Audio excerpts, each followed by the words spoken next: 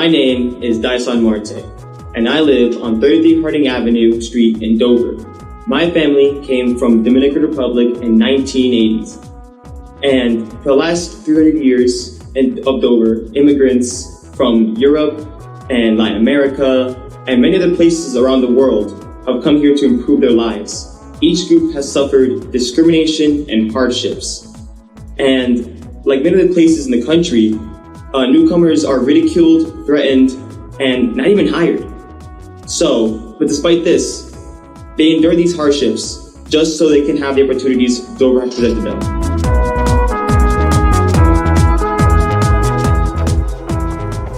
When the first Europeans came to this supposed new world in the early 1700s, they encountered a people who had already lived here for 12,000 years and had established a rich world of their own. The Lenni Lenape, whose name translates to original people, real people, or common people, were thriving off the Delaware River land, present-day New York State, New Jersey, and Pennsylvania. And by the 1600s, records show that the Lenni Lenape lived in and around what is now the Sucasuna and Dover area. The Lenni Lenape were made up of 20,000 tribal members and spoke 3 distinct dialects and were a self-governing nation of warriors and diplomats. The Lenni Lenape believed in a single powerful creator called Kishilemukong. The Lenni Lenape believed everything had to be respected and cherished, and they endeavored to live in a harmony with the environment, its plants, and animals. And by 1682, with the arrival of English Quakers, the Lenni Lenape population dropped to about 10% of its original number. And after a series of land treaties and colonization, the Lenni Lenape were displaced and forced to migrate west.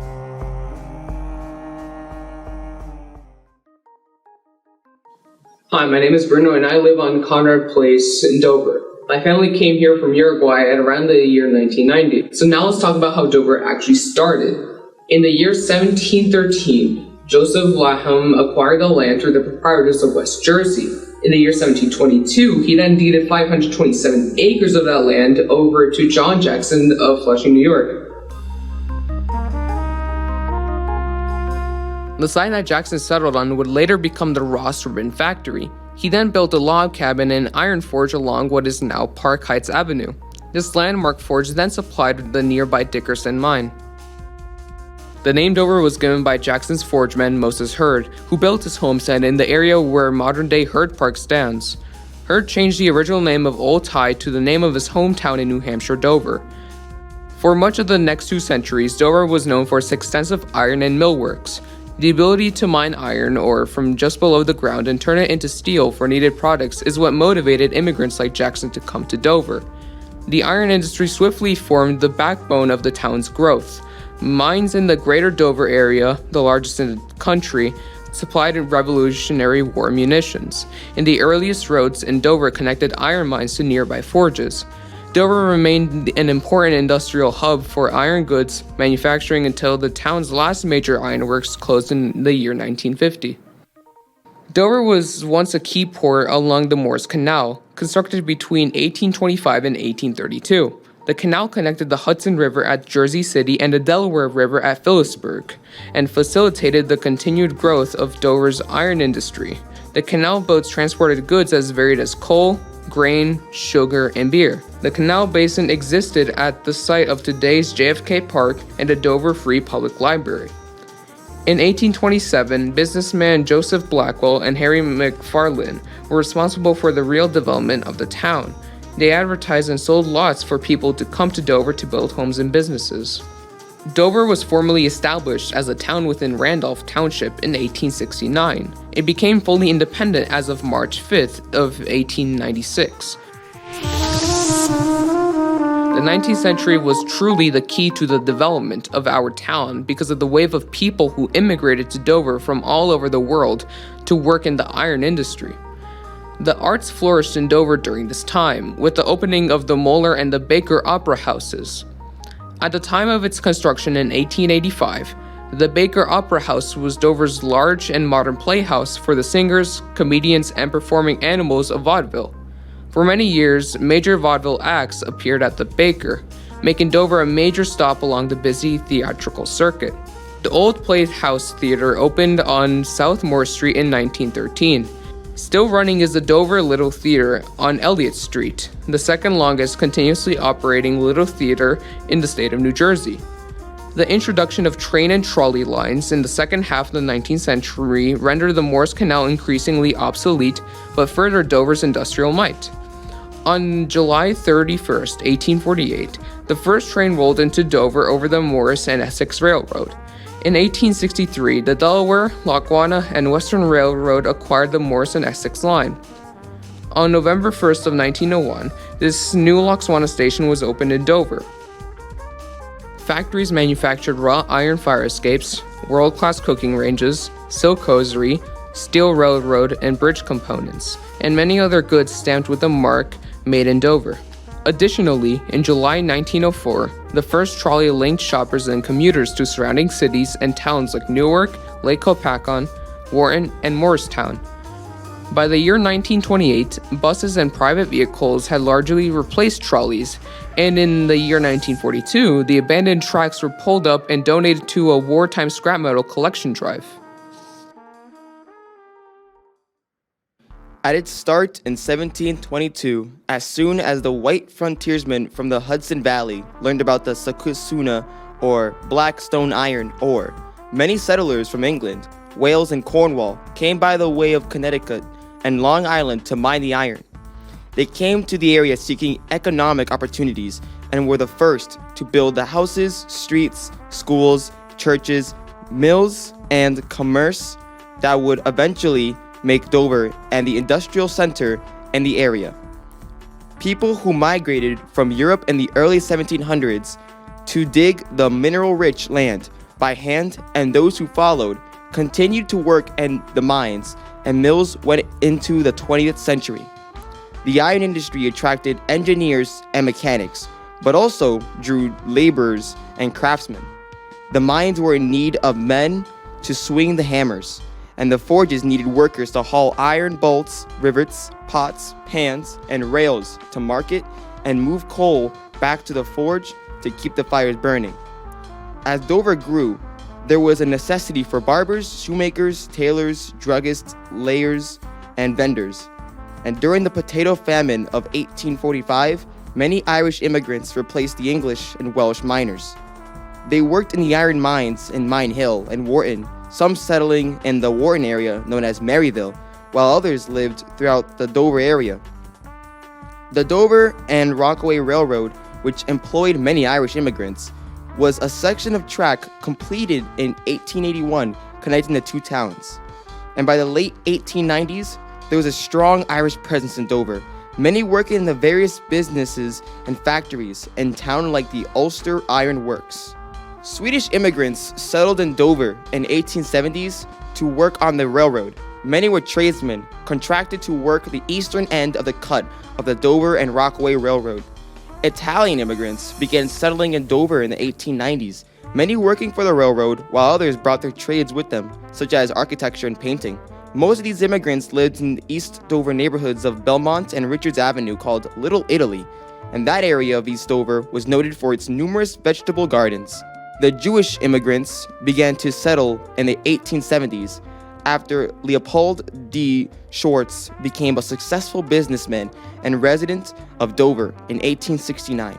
He was instrumental in encouraging factory owners to settle in Dover, making the area a center of industrial expansion. Many of the storekeepers who began as peddlers established themselves in the town.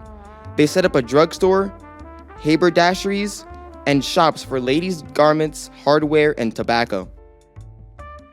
In the early 1900s, German immigrants established Dover's Germantown when the Gwenther Hosiery Mill opened facing Elm Street, filling 2 city blocks with 5 buildings.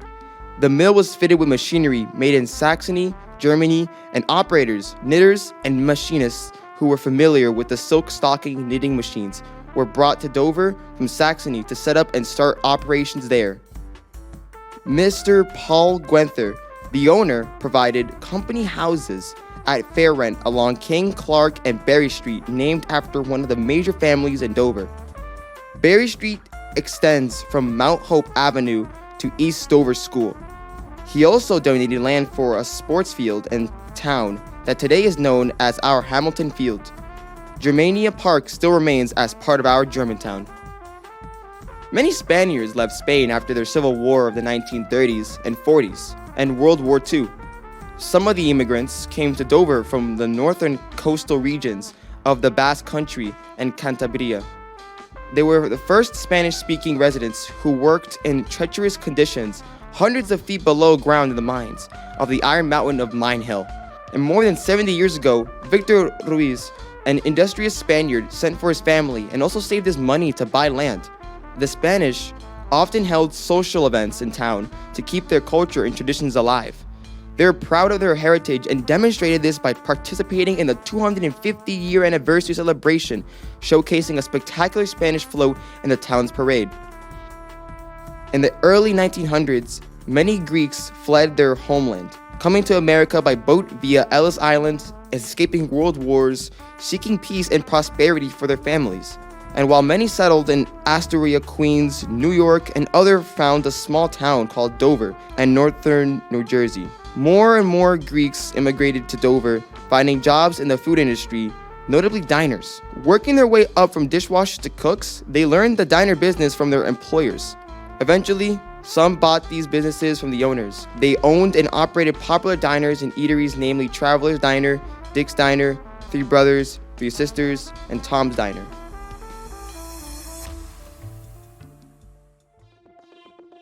Through much of the 19th century, due to its reputations of mining and milling strongholds, major businesses came to Dover to plant roots. Richardson and Boynton Stove Works was founded in Brooklyn in 1837 and moved to Dover in 1896. The National Union Bank building on Blackwell Street was opened in December 18, 1872, to aid the financial necessities of the iron mines. Like many historic New Jersey town centers, downtown Dover was once a regional shopping destination. The area along Bassett Highway was the site of America's first in-town shopping center, once home to department stores like JCPenney and Woolworths, 2 supermarkets, a bowling alley, and a 2,000-space parking lot that briefly doubled as a drive-in movie theater. Unfortunately, the Dover Shopping Center ultimately could not compete with the advent of the Rockaway Town Square Mall. The suddenly empty store fronts were filled by Latino restaurants and stores that catered to Spanish-speaking clientele. This is how those commercial premises were reborn in the hands of Latino entrepreneurs. African Americans participated in the Great Migration from 1916 to 1960s. They moved from the Jim Crow South to the northern states, looking for equality and opportunity. Some families moved north to the big cities like Newark, New Jersey, and then worked their way into Dover. During that time, many African American families found work at Thatcher Glass and local companies. During World War II, African Americans were recruited for the war effort and made up 25% of the workforce at Picatinny Arsenal. Today, Dover's sitting mayor is Carolyn Blackman, the first elected African American mayor of the town. Like many of her generation, she was part of the migration of African Americans from the South to the North and made Dover her home. In the late 1940s, a new wave of immigrants began to arrive in Dover from Latin America. In some cases, they were fleeing dire situations in their native countries. Whatever the reason, this influx continues to this day and has dramatically remade the town of Dover. The first of these new immigrants were from Puerto Rico, mostly from a region called Aguada. Angel Mendoza, those family who was among the first Puerto Ricans in Dover, explained that 7 families first came to Dover and were soon followed by others. According to Angel Mendoza, people migrated here to get jobs with these mines. There was good money in the mine business. When I came here, Dover was the business center. It was like the Rockaway Mall is today. It was so busy and commercial. Another Puerto Rican immigrant, Luis Martinez, said, with industry growing in Dover, Dover contacts informed the people of Aguada of the opportunities available in the 1950s. And in the 1950s, migration to Dover grew considerably. Soon, stores, restaurants, churches were organized by the Puerto Ricans. Among the contributions and the key organizations established by the Puerto Rican immigrants that solidified and connected the community were the Cooperativa, or the Spanish American Federal Credit Union. Morris County organized for Hispanic affairs, El Primer Paso Preschool, and the Aguada Club. These organizations have remained vital to the community for half a century. Francisco de Jesus, who for decades has been recognized as a political voice of the new residents in town, an unofficial leader in the community, pointed out that the new Puerto Rican immigrants face considerable discrimination upon their new arrival in Dover.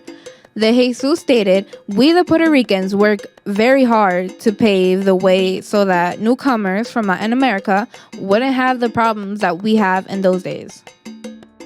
On January 1st, 1959, Fidel Castro overthrew the corrupt government of Fulgencio Batista, marking the beginning of the Cuban Revolution that marked the massive immigration of Cubans into the U.S. The Cuban refugee program was established by the U.S. government in 1961.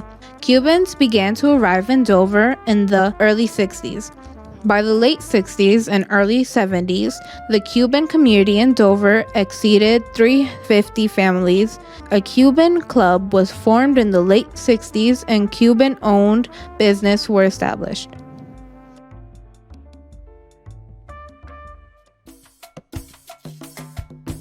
Colombians started to immigrate to Dover in the late 1960s to work in companies in which the labor forces were scarce. These companies would offer bonuses to anyone who took a friend or family member to be recruited at their workplace. My name is Natalia Gomez. I live on Brook Drive in Dover. My family came from Colombia in 1991. The majority of the Colombian population began to settle in the 1980s in response to the social and economic crisis in Colombia. A small group of Dover Colombians, including Alfonso Lopez and other families from the areas of Morris County, formed Club Colombia in 1979 to promote the culture. For many years, the club organized the Dover Colombian Festival, a flagship event drawing Colombians from all over the country to see themselves represented and to consume the native food. In the late 1990s and early 2000s, the Colombian community became business owners and eventually leaders of the community's direction, including the local government administration, the Board of Education, and nonprofit groups. From the 1970s to the 1990s, immigrants from Ecuador, Chile, and Uruguay also came to Dover, attracted by better salaries and numerous companies requesting labor. They were large, prosperous companies which gave work to hundreds of immigrants such as Westinghouse, Rowe International, Reliance Picture Frame, McWilliams Forge, and Hercules Company. The Latino community was the most requested workforce of those days. Certain companies paid their employees to bring trained workers for tasks that American citizens shunned. Sports are vital to the immigrants' communities. Casa de Amigos del Ecuador unified all soccer lovers, creating the first Latino soccer league in Dover. Social organizations like the Chilean Club joined the Aguada Club and Club Colombia to support a savings and credit cooperative that provided Latinos with a trusted home for our savings. According to an interview with Sergio Ferrari, Uruguayans came in the 70s because of government persecution in Uruguay in the years of 1972 to 1974. Many came to work for the Thatcher Glass Company in Warren. In 1973, there was a military coup d'etat that overthrew the government of Salvador Allende in Chile. Many Chileans fled the country for political reasons to European countries such as France and Sweden. A small number of Chileans arrived in Dover after the coup between the years of 1974 to 1978 for work and a better quality of life. Around 1979, these families founded a social club and named it Club Chile, located at 2 West Blackwell Street on the 3rd floor. Chilean families enjoyed many social events hosted at the club as well as outdoor events. Dominicans. After the unrest caused by the death of the dictator Rafael Trujillo, many Dominicans immigrated to the United States. In the 1980s, Dominicans started to arrive in Dover, escaping high unemployment and political repression. Many found work at the local factories, maintenance, and taxi companies. The first Mexican immigrants came in the late 1960s. However, The majority of Mexican immigrants came in the 1990s, looking for better economic opportunities. They worked in restaurants, landscaping, construction, janitorial, and factories. Many came from Puebla, Guadalajara, Veracruz, Morelos, and Oaxaca. Like many immigrants, they labored to help their extended families living back at home. These immigrants eventually settled in and made Dover their permanent home. In the 1980s, and still to this present day, rural poverty, food insecurity, and the widespread violence in El Salvador and Honduras have pushed these Central American immigrant families, and sometimes unaccompanied minors, to also seek safety and financial stability in Dover. Many have found work in the landscaping and food industries. Today, Dover is a vibrant town filled with many people from diverse cultures and traditions. For visitors, a great way to get to know the town and its people is by eating at the many restaurants representing Latino cuisines. Dover's multiculturalism makes it a unique place in Morris County. The hardworking people and more welcoming atmosphere help the town grow day by day. Its busy commercial centers today means that you do not have to go far to find what you are looking for. Auto mechanics, taxi drivers, teachers, chefs, doctors, dentists, hairdressers, barbers, construction workers, artists, and professionals contribute to the characters of Dover. The proximity to supermarkets and department stores such as ShopRite, Costco, Walmart, and the accessibility to bus and train service to New York City and the routes 10, 46, and 80 placed Dover in an envied position in Morris County. The current construction of new residential apartments offer opportunities for more families to contribute to the town's rich history and promising future. Like the people we have focused on here, my family chose to make their home in Dover. This is the story of 300 years generations of families who have remained in town, combined with the many families who have come here and continue to come here. This is our home.